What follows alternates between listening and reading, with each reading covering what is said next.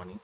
In unit number 5, part C is the projectile motion. Now we'll study the definition. The motion of a particle projected in a space, then its motion is a combination of horizontal and vertical motion called as projectile motion.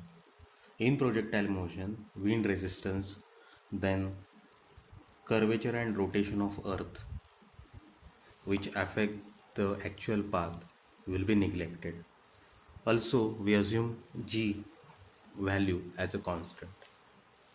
Now see, this particle is projected with angle alpha in a space, and then it come back to its original position apart distance r from point of projection.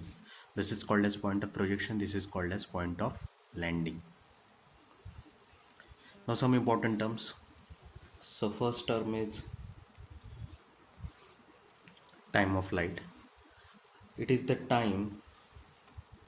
total time during which projectile remains in a space.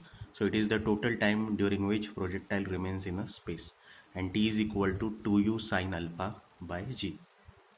In projectile motion, motion in the x direction is a uniform motion. In projectile motion, motion in uniform direction is a uniform motion, and motion in y direction is under the gravitational acceleration or motion under gravity. These 2 points we have studied earlier. Now next term is horizontal range. It is the horizontal distance. It is the horizontal distance between the point of projection A and point of landing B, and it is determined by r.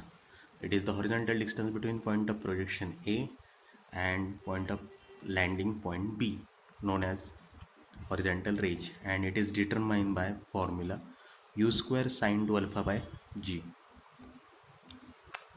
In this, alpha is the angle made by the velocity with the horizontal, u is the initial velocity, g is the gravitational constant 9.81 meter per second square.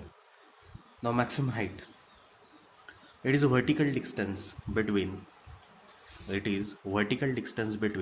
point of projection A and highest point C, where velocity of component is 0. So this horizontal distance AC called as maximum height, and it is given by formula h is equal to, it is denoted by h, u square sine square 2 alpha by 2g. Now lastly, the trajectory. It is a path traced by the projectile. It is a path traced by the projectile during its motion called as trajectory. So this motion or path journey from point A to C to B in a parabolic way called as equation of trajectory, and it is found by formula y, or it is determined by the formula y is equal to x tan alpha minus gx square upon 2u square cos square alpha.